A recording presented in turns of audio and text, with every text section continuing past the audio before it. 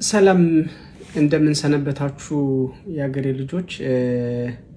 እንግዲህ ሰሞኑን በተፈጠረው ሁኔታ ብዙዎቻችሁ ተደናግጣችሁ እና አንዳንዶቻችሁም በተፈጠረባችሁ ጥርጣሬ ወይም ደግሞ እንደዚህ አንዳንድ ላይ ወይም ሚዲያ ላይ ያሉ አንዳንድ አካላት የሚያራምዱትን የራሳቸውን ፍላጎት እና ስሜት በሚያራግቡበት ተጠልፋችሁ በድንጋጤ ውስጥ የገባችሁ እና ጥሩ ያልሆነ ስሜት ውስጥ የነበራችሁ ሰዎች እንግዲህ በጣም ይቅርታ ማለት እወዳለሁ።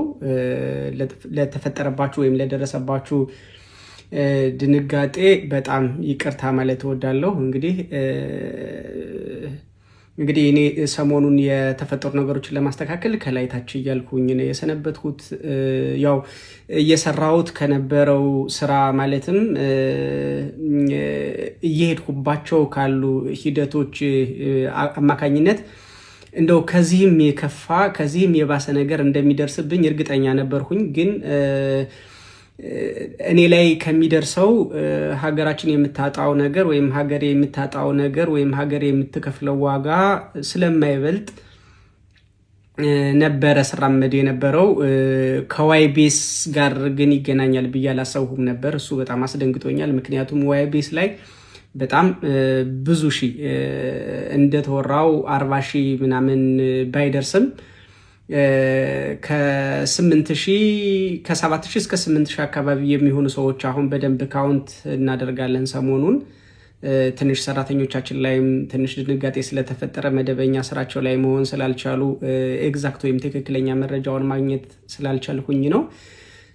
ከዛ ውጭ ግን ከ7,000 እስከ 8,000 አካባቢ የሚጠጉ ባለሀብቶች ከትንሽ ብር እስከ ትልቅ ብር ድረስ ያወጡበት ወይም ደግሞ ኢንቮልቭ ያደረጉ የተሳተፉበት ወይም አባል የሆኑበት ድርጅት ነውና ዋይቤስ ጋር ወይም ከዋይቤስ ደንበኞቻችን ጋር ግን በፍጹም ይገናኛል ብዬ አላሰብኩም ነበር። እንደምታውቁት ይሄ ነገር ከመፈጠሩ ከአንድ ሳምንት በፊት በተባበሩት አረብ ኤምሬት ላይ 888 ማርኬት እና ዋይቤስ ማርኬት አዲሱ ወይም ዲጂታሉ ከሳምንታት በኋላ ያ ፕሮግራም ከሆነበት ከ2 ሳምንት በኋላ የሚተገበረው ወይም ደግሞ ሙሉ ለሙሉ ከዚህ በፊት የነበረው ማኑዋል አሰራር ወደ ዲጂታል አሰራር ልንቀይር አስፈላጊውን የሆነ የኢንሳ ፍቃድ ወስደን ማለት ነው ጨርሰን ወደ ትግበራ ልንገባ ፕሮግራሙን የ888ን ወይም በተባበሩት አረብ ኤምሬት ላይ የተከፈተው 888 ማርኬት .ኤኢን ስናስመርቅ የዛን ዕለት እንግዲህ ፕሮግራሙ ላይ የነበራችሁ እንግዲህ የምታውቁት ነው። በሁለት አፕሊኬሽን ያስመረቅ ነው። ያኛውም የዋይቤስ ገበያ ወይም ደግሞ የዋይቤስ ማርኬት ዲጂታሉ ወይም ሙሉ ለሙሉ ወደ ዲጂታል ልንቀይረው የነበረበት ሁኔታ ነው የነበረው። እንግዲህ ያንን ባስመረቅንበት አማካኝነት ወይም ደግሞ በዛ እርምጃችን አማካኝነት በቃ የኛን ማስፈራሪያና ዛቻ አልተወም ወይም ደግሞ በቃ የመጨረሻ እድላቸውን ነው የሞከሩትና ያንን ባስመረቅንበት እንደምታውቁት የዋይቤስ ገበያን ወይም ደግሞ ከዚህ በፊት በዋይቤስ ማርኬት በማኑዋል ስንሰራ የነበረውን ሙሉ ለሙሉ ወደ ዲጂታል እንቀይረው ማለት ነው። ወደ ዲጂታል ማለት መንግስት እንዲቆጣጠረው ወይም መንግስት እያንዳንዱን ትራንዛክሽን እያንዳንዱን ግብይት እያንዳንዱን የግብይት ዋጋና የግብይት እንቅስቃሴ ማን ገዛ፣ በስንት ገዛ፣ በምን አስተላለፈ ወይም በምን ከፈለ የሚለውን ከወረዳ ከክፍለ ከተማ እና ከዋና ከከተማ አስተዳደር ንግድ ቢሮዎች ኢቫሉዌት ማድረግ እንዲችሉት የሚያደርግ ሙሉ ለሙሉ ዲጂታል ትራንዛክሽን ዲጂታል የሆነ እንቅስቃሴ እንዲኖረው ለማድረግ ከ2 ሳምንት በኋላ ወደ ትግበራ ልንገባ ባለበት ሁኔታ ነው ይሄ ነገር ሀፕን ያደረገው። እንደምታውቁት ለረጅም ጊዜ በአንዳንድ ባለሀብቶችና ከባለሀብቶች ጋር በተስማሙ አንዳንድ አካላት ሰዎች ተቀጥረው ስለኛ ድርጅት ስለ ዋይቤስ በጣም ሰፊ የሆነ የስም ማጥፋት ዘመቻ ከአመት በፊት ተጀምሮ ነው የተጀመረው። ግን ደንበኞቻችን ስለምታውቁን ለአመታት ያህል የነበረው ነገር ምንም ሳይመስላችሁ ጭራሽ እንደ ማስታወቂያም ሆኖ ያ ስም ማጥፋት ዘመቻ እንደ ማስታወቂያ ጠቅሞን ደንበኞቻችን ስለሚያውቁ ወይም ደግሞ ስለዛ ሲወራ ስለሚመሰከር በዛ አይነት ሁኔታ ድርጅታችን ምንም አይነት እንከን ሳያጋጥመው እስከዛሬ ቀጥሎ ነበር። ግን የረቂቅ ትሬዲንግ አማካኝነት ማለትም ረቂቅ ትሬዲንግ የነበሩበትን የስራ ክፍተቶች ለማስተካከል የወሰደውን እርምጃ ማለትም ደግሞ ግምገማ ላይ በነበሩ ሰዓት የነበረውን ሁኔታ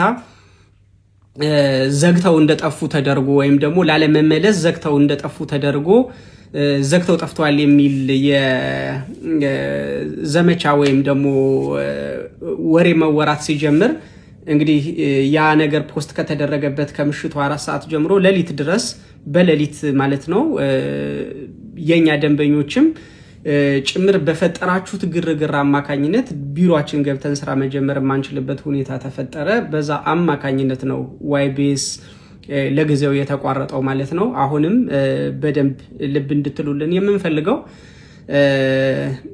ዋይቤስ በቅርቡ ሙሉ ለሙሉ በዲጂታል መንገድ ከዚህ በፊት እንደነበረው ሳይሆን ዲጂታል በሆነ እያንዳንዱን ትራንዛክሽን እያንዳንዱን እንቅስቃሴ ወረዳ ከተማ አስተዳደር ኮንትሮል የሚያደርገው ወይም ደግሞ ኮንትሮል የሚያደርግበት ዳሽቦርድ ያለው በሆነ በዲጂታል መንገድ ወደ ስራ የሚገባ ይሆናል። እሱን በደንብ ተረጋግታችሁ እንድትጠብቁ ነው አሁንም የምንጠይቀው። ከዛ ውጪ ይህንን አጋጣሚ ዋናውን ፕሮጀክት ወይም ይሄንን ግርግር የምትፈልጉት አካላት ምንም ቢፈጠር በምንም አይነት ነገር ብታደርሱብንም የጀመርነውን ስራ እንደማናቆም ልንነግራችሁ እንወዳለን። በምንም አይነት ሁኔታ ውስጥ ብሆን ኢቭን ሙቼ እንኳን ብሆን ብሞት እንኳን ለሚመለከተው አካል ያንን ፕሮጀክት ለሚመለከተው አካል የሚያደርሱ አካላትን አስቀምጠናል። በደንብ ልብ እንድትሉ የምፈልገው ነገር መተግበሩ ስለማይቀር ወይም ያ ፕሮጀክት ወይም የሰራነውን ስራ የሚፈልገው አካል ስላለ ለሚፈልገው አካል ደግሞ የምናደርስ ይሆናል። ምናልባትም ይሄ የፈጠራችሁብን ግርግር ለዛ የተሻለ ግባት ወይም ደግሞ የተሻለ ግባት አድርገን ልንጠቀምበት እየሰራን ነው። ከዛ ውጪ ምንም ብታደርጉ ምንም ማለት ነው ምንም ብታደርጉ አሁን ሰው ከሞት በላይ ምንም ነገር የለም። ስለዚህ ብሞት እንኳን አታስቆሙትም። ከወዲሁ ቃል ልገባላችሁ የምፈልገው ግን እንትን ብታደርጉ ማለት ተባባሪ ብትሆኑ ለእናንተ ትልቅ ኩራት ነው። ካላችሁበት ቦታ ካላችሁበት ከታመናችሁበት እምነት አንጻር የዚህ አጋዥ ብትሆኑ ብታግዙን ከዚህ በፊት የተፈጠረውን ነገር እንግዲህ አቋሜን በዚህ አይታችሁታል። ብዙ ነገር ሞክራችኋል። ምንም ፍንክች የሚል ልጅ አይደለሁም። ከዛ ውጪ ብታግዙንና የዚህ አካል ብትሆኑ ኢቭን በትክክል ፕሮጀክቱን ለሚመለከተው አካል አድርሱት እንጂ ኢቭን ፕሮጀክቱን እንደሸጥኩላችሁ አድርጌ መስጠት ስለምችል ማለት ነው። ምንም አይነት ፍላጎት ከዚህ ፕሮጀክት ላይ 70 ሳንቲም እኔ ማግኘት አልፈልግም። በቃ ሀገሬ ይሄንን ፕሮጀክት እንድትተገብረውና እንድትጠቀምበት ብቻ ነው የምፈልገው። ከዛ ውጪ ከሌ እንዲህ አድርጎኛል ብዬ የማጋልጥበት ምንም አይነት መንገድ አይኖርም።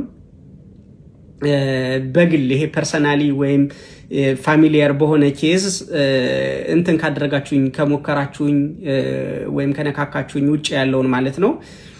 ይህንን ነው ማለትም ወደው ውድ የዋይቤስ ደንበኞቻችን በደንብ እንግዲህ እናንተ በደንብ ታቆናላችሁ ይገባኛል።